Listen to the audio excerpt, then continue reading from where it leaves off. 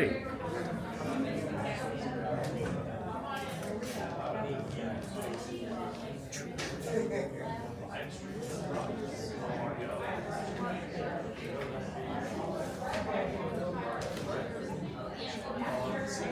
I know. And that would be the one moment. On YouTube, better. Dang. Seriously. All right. Hi there, everyone. We're going to get started here. And who's ready to beat Notre Dame tonight? Hi. Thank you all so much for joining us at this special House to Haas Cal basketball pregame event brought to you by the Cal Alumni Association. And welcome to a live stream episode of Tell the Whole Damn World, a podcast that celebrates all things Cal. We're all about what makes the University of California such a special place. We hope to put a smile on your face and help you come away feeling good about your connection to the greatest university on the planet. Woo! Today we're going to preview the women's basketball game versus Notre Dame with our very special guest, former Cal great Dr. Alexis Gray-Lawson. Thank you to everyone who came out today. We appreciate all of you out there watching on YouTube. I want to thank the Cal Alumni Association for putting this all together and allowing us to use Alumni House for this event. It's such a great venue. My name is Reza. I'm a Cal grad and Golden Bear fan who started this podcast more than a year ago now. And I wouldn't be able to do any of this without my co-host, Ahmad Anderson. He's the former walk-on turned starter who was the defensive captain of the Cal football team in the 1982 big game that's most famous for the play. He created Bear Territory, is on the board of directors of the Cal Alumni Association, and is in the Cal Hall of Fame. And on top of all that, he's also running for mayor of Richmond. Come on! Go Bears! And we're joined this evening by Nick Kranz from Wrightford, California. Nick is a fourth-generation Cal fan who has been writing about Cal sports for more than 15 years and primarily writes about Cal football, women's basketball, and men's basketball. Thanks, Ben. And now let me tell you a little more about our special guest, Dr. Alexis Gray-Lawson. Alexis is simply one of the greatest Cal players to ever wear the blue and gold. She's an Oakland native who was a three-time All-Pac-10 selection and named an All-American in 2010. She was the winner of the Francis Pomeroy Naismith Award given to the top player in the nation, 5'8" or shorter. And I love this. Alexis played in more games than any woman in Cal basketball history, 143, and started every single one of them. She ranks fourth on the all-time scoring list at Cal with 1,982 points, and her 47 points at Oregon State in 2010 is the second most ever scored in a game in program history. She was selected in the 2010 WNBA draft by the Washington Mystics and was inducted into the Cal Hall of Fame in 2024. Come on now.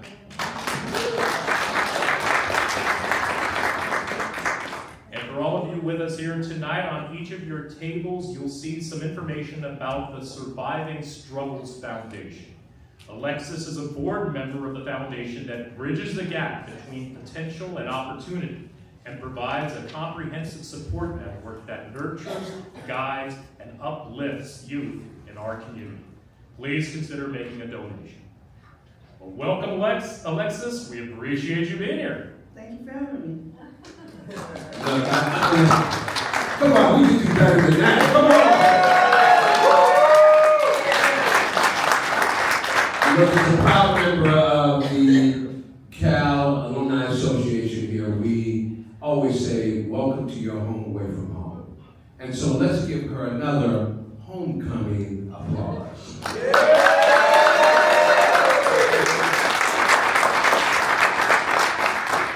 And even before I get started with that, I also have to recognize one of our great basketball players for men's basketball here at the University of California, Berkeley, but also my neighbor, Raymond Circus King. That's my neighbor. So, look here, Doctor. One of the things I think is great about you is that you being 5'8", I'm 5'9" and a half, and having played football, we connect. And you let know this big and strong things come in those short packages, but we play like giants. Tell me, what are your thoughts on this year's team? I'm excited about the team. I think that I've kind of watched the team since I've left. And each year brings something different. And I think this team has a bunch of energy. Obviously, we just beat Stanford. I was at the game. Come on now, come on. I was super proud, of this team, and I think that they work extremely hard. I love their tenacity on defense, which to me really ultimately was a huge part of my game here. So as a lover of defense, I love that they were locked in and they stayed the course. Very good, very good. Yeah, and looking at this year's team, we've got a lot of young players. Which players have been a surprise for you to watch this season? I would say Miracle is probably one of them. I think it's hard to be a point guard at any level, but especially on the college level, for her development to be as far as it is at this point. She has a great eye for where everyone is. I thought she handled the pressure really well against Stanford and never really got rattled, which as someone who's been in that experience and have teammates who play as a point guard, anybody will tell you it's easy to get rattled against a team. So Miracle is definitely probably number one on that. Lulu is Lulu. I think she struggled in the first half, and everybody kind of saw her struggle from the three-point line. She couldn't kind of make a basket, and then all of a sudden we get to the end of the game, and she knocks the big one down and takes it into overtime, right? And so, really loved watching her development. I joked with her the other day, and I was like, hopefully she can slow down on the threes because she's catching me currently. But I think those two in particular really have surprised me, I think, as the season has gone. All-time leader in three-point shots at Cal history, right?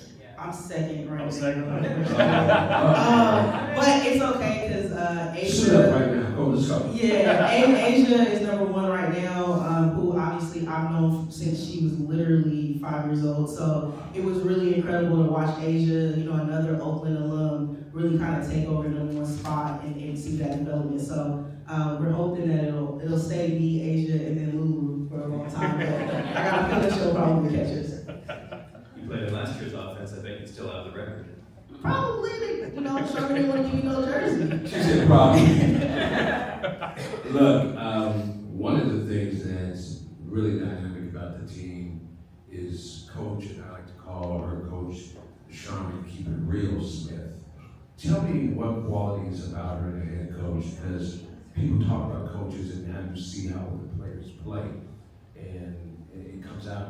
But some coaches are players coach, some coaches are coaches coach. Share with us the qualities you see. So I think it's a twofold question. I think we have seen Sharman grow at Cal, right? Where she was an assistant coach for a really long time. And it's funny because the other day she was talking about practice players, and I remember when she used to practice against me every day as a sophomore. So to see her continuously grow, but what I will always say about Sharman is that she's always been honest. She sometimes is too honest. As a player, you want to hear good things about yourself the majority of the time.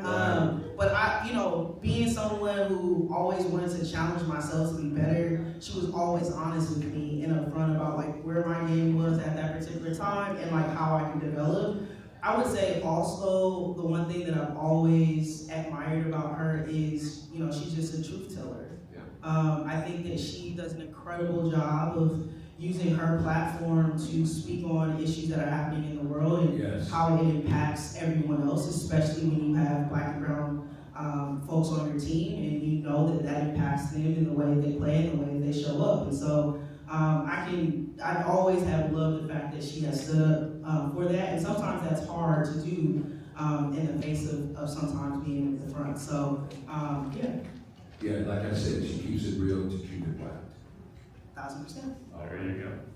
Well, hey, looking at this game right in front of us, Notre Dame comes into the game with a 13-7 overall record, 5-4 in the ACC. 13-8 too. I like that. What do you expect we'll see from them tonight? They're gonna play. I'm assuming that they're gonna try to slow the ball down a little bit. They do a really good job of getting the ball to their post players, Cals. I expect them to really be able to get the ball to the post, and I think that we'll do an incredible job of hard hedging and getting the guards off their rockers. So I'm excited to see our defensive pressure against them. I think we'll do a really good job of that, and I think that we push pace really well. So I think if we can continue to push the pace, and I know how much they run at Cal because I know Charmin, I think that they will be fine. They'll outlast them just by getting up and down. Nice. Now, we're talking about playing Notre Dame here in late January, when it used to be we'd be playing Arizona State or Washington, and you came up in an era where Pac-10, Pac-12 was really growing into maybe the best conference in the country, and I was curious to get your thoughts on playing in the ACC now.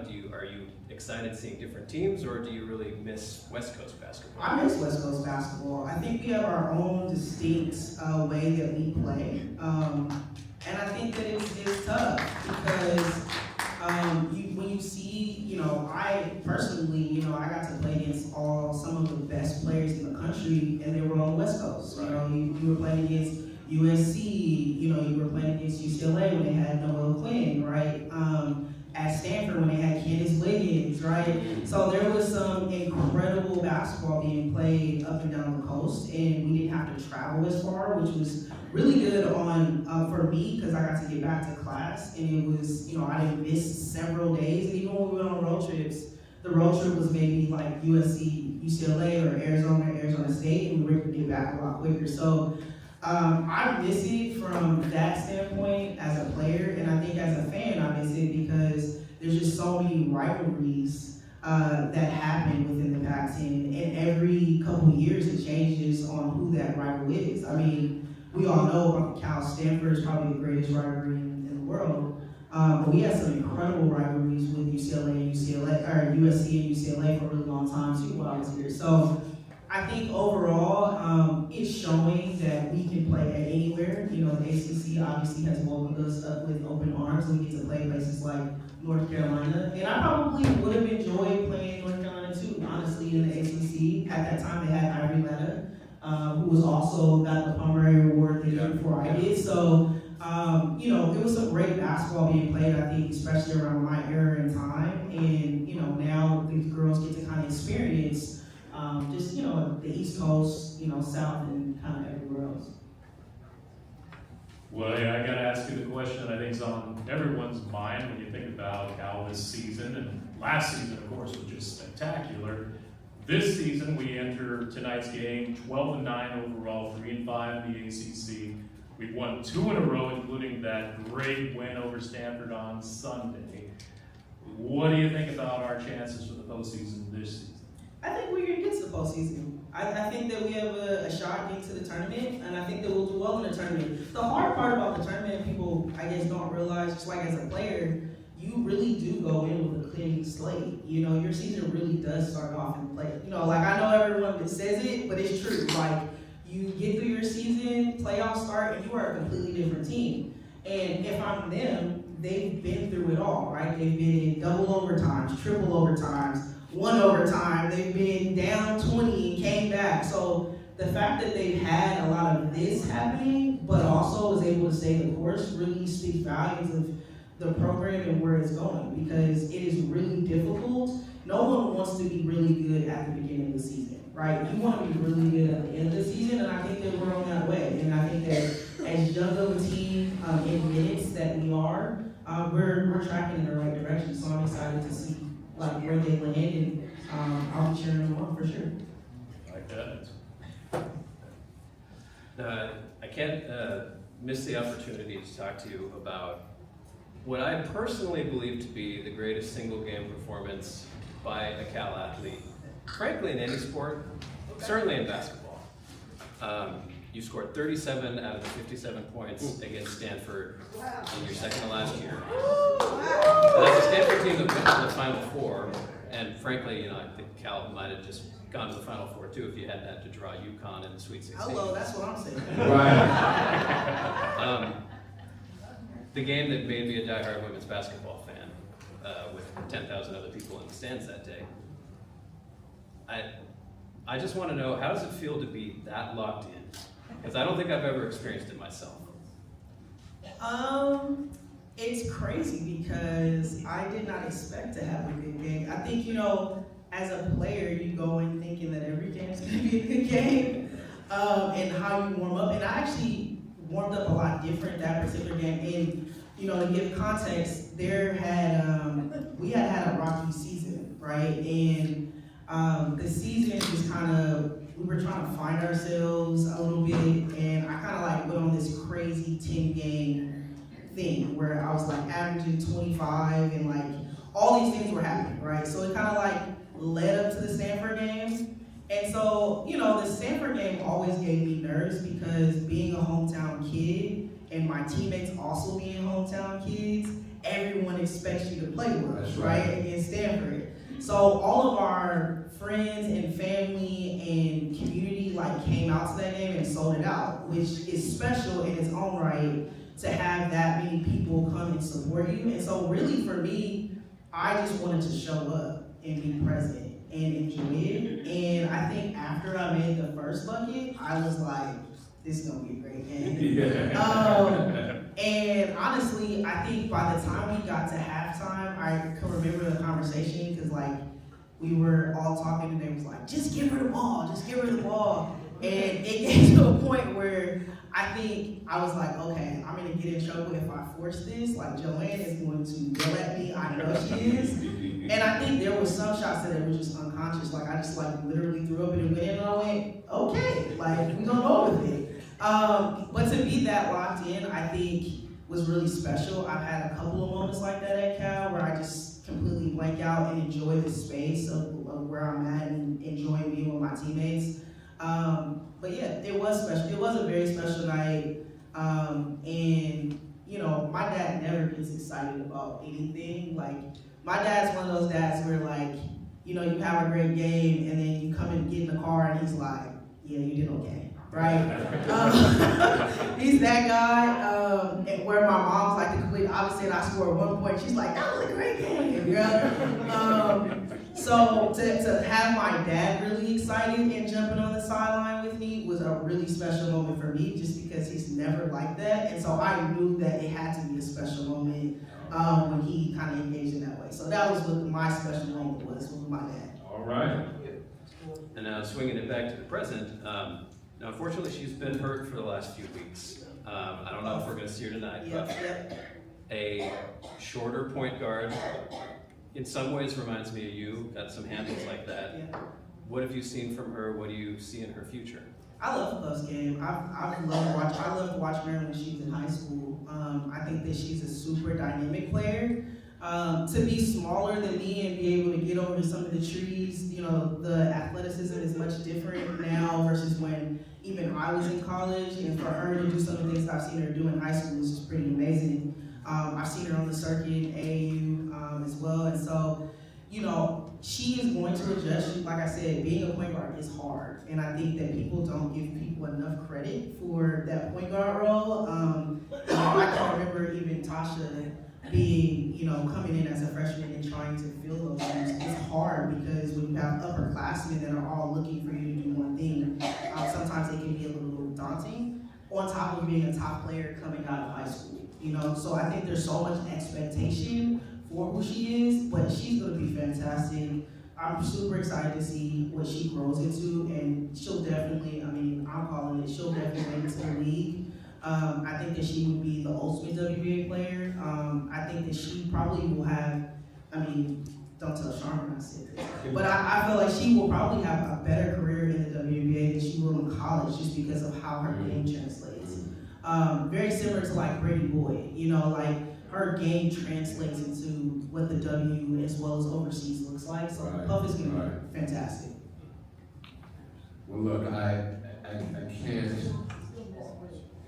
can't move forward without talking about not only what you're doing now, but the pathway, if you will, from what it was like for you to be a student athlete, and how that trends into what you're doing now, and as one of Cal's greatest players living nearby. Do you remain connected? And we sort of led into that, to what you're doing.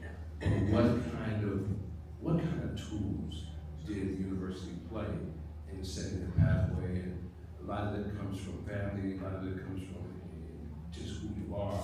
But share with us what that experience has been like for you. So I think coming in freshman year, I had to learn a lot of tough things, right? I think no one prepares you for being, an All-American high school and then transitioning to a place like Cal, and then the expectation that comes along with that, not only just athletically, but academically, right? And for me, academically, I've always been a really good student.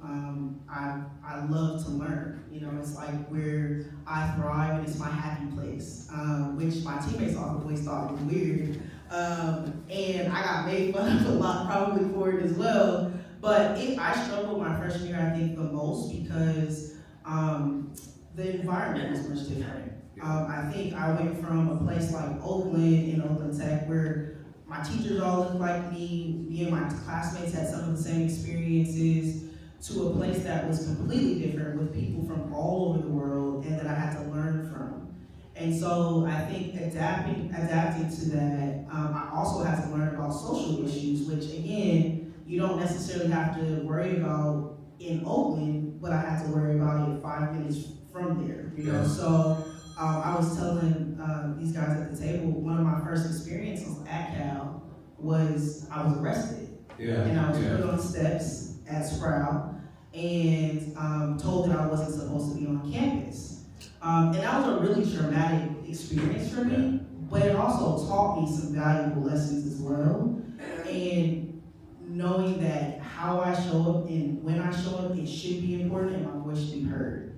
And so being that this is Cal, I learned how to have a voice. My voice was created at Cal to not only speak for myself, but speak for my teammates. And now it's translating now into, the space that I'm in now. But what I would say is that from a more social standpoint, I learned some valuable lessons just about who it is and who it is to be a Black woman in this space.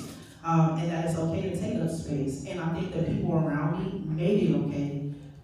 People like Joan, who was a huge donor for, us for a really long time, and I had a great relationship with, and I got to talk to about the 60s, which I was like, the 60s? I wouldn't be thought of. But she was telling me all of these amazing things that were happening at Cal when she was here, and how, about some of the first teams that were here. So it really built a lot of core memories and core values in me here at Cal. Well, I tell you, we appreciate you, we see you, and your voice and your actions matter. And that's why we tell the whole damn world about what Cal is all about. Thank you. I'll give you one more question as we sort of get close to wrapping it up here. If you had to pick one favorite moment in your playing career at Cal, what would it be? If it's the 2009 game, as Nick mentioned earlier, we can place that question with, what makes Cal such a special place to you? Yeah, so Cal is special for a whole bunch of reasons. I mean, obviously being #1 public school in the whole world, it definitely helps. Tell the whole damn world. Come on. So I would say that. I would also say that I had some incredible teachers here, professors who really poured into me. I had some amazing coaches who I all have relationships with, which, from Coach Gottlieb to Coach Boyle to Charmin to Kai, to be able to see them excel in what they're doing really puts things in perspective for me, for sure. I would say I had an amazing teammates who really were like vital into the women that I am today. They really kind of helped push that. And I would say all of the amazing classes that I was able to take at Yale, it really kind of set the foundation to kind of what I do now and what I'm doing in my work now. And I just wanted more. And it really, I think, people don't take into consideration, like, when you're in a classroom full of people who are coming from different backgrounds, different parts of the world, you get to experience different cultures. And so for me, I got to take, a class on Tupac, right? Which was like crazy. It was like one of my favorite classes, and I was like, this is crazy. I get to take a class on this. I got to take one of my other favorite classes was the intro to hip hop. Mm-hmm. And I didn't know, as a young person, we just be singing songs, y'all. We don't even know what half the time what they mean. We just singing the song, and it was so incredible to learn, like, that this music actually comes from jazz and Billie Holiday, Hattie Daniel, and so many other incredible artists that came way before hip hop was even a thing. And it was the classes here are probably, they are the best classes in the entire world, and I'm excited for even the kids that are coming into this school next year to experience them. Well, I tell you, I always say this on the podcast and when I talk in the community, that Cal is not only where the game is designed, but the designers of the game graduate from the University of California program, and that women says be advice. So we really appreciate you being here, and I'm going to kick it over to my guy, Reza. Well, I was just going to ask, can you tell us a little bit more about what you're doing now and the Surviving Struggles Foundation? Yeah, so I'm doing, it's a loaded question, y'all. Okay, so I'm currently back at Oakland Tech, which is my alma mater. So I'm back at Oakland Tech. Oh, wow. Oakland Fridays. Yes, I'm back.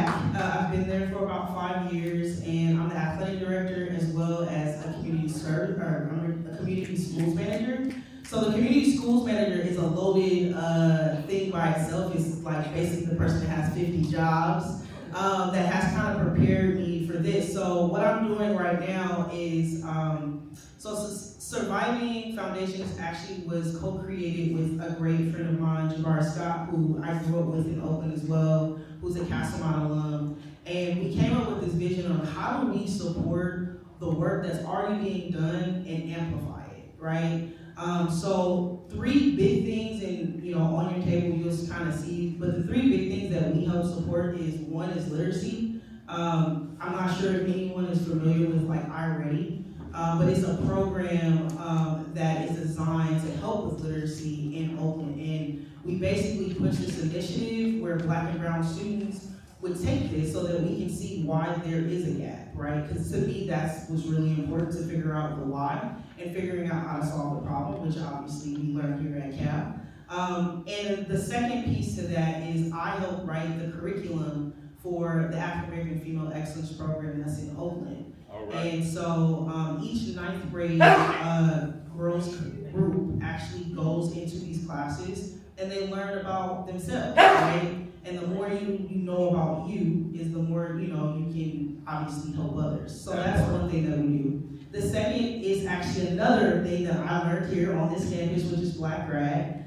We have a Black graduation, and we invite all Oakland students from all across Oakland to celebrate together and with one another and celebrate the fact that these beautiful babies are going off and doing some incredible things. And we're hoping that eventually they'll come back and they'll do it for somebody else. And so that's kind of what we've been doing with that. And the third is, as we all know, people in Oakland are just struggling with food. Our students, it's hard for us to tell our students to focus in the classroom when their basic needs are not being met, right? Like having, food, proper hygiene, clothes, socks, right? And so a lot of the initiatives that I've kind of been pushing is those 3 are my top things where I want to help stop all the things that's happening, which I don't know if that's like an actual thing, if we can actually do that in the world, but I would like to put my stamp down and see if I can actually try.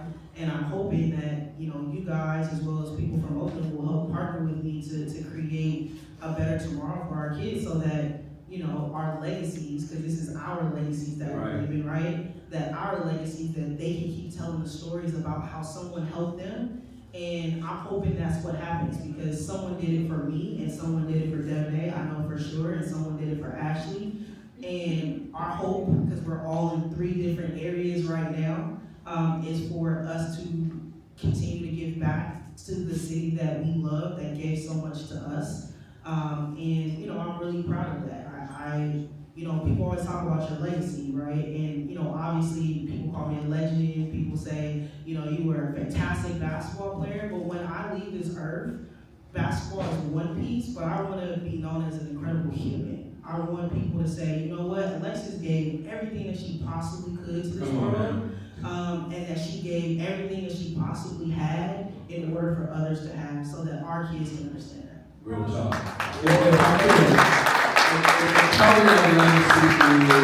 I want to speak out that we have our interim executive director, the Cal Alumni Association, Kirk Tramble here. Thank you, Kirk. We have the president of our Black Alumni Association Club here, Cheryl Davis in the house as well. So I just want to say that Dr. just spoken about that, but giving back to your community is the rent you pay to live on this earth. So hopefully you all, that you listen to her, when you leave this earth, your rent is paid up in full. That's right.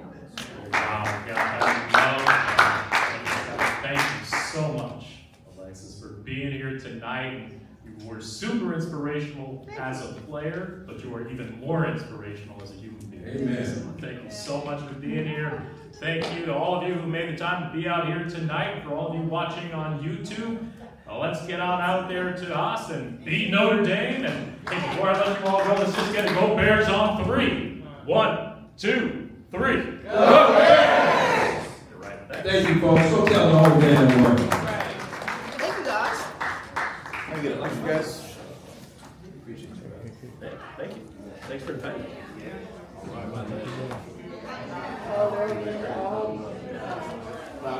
So what's going on? What you got going on? What You know, my Instagram is Yeah. Stop the live stream. Almost forgot.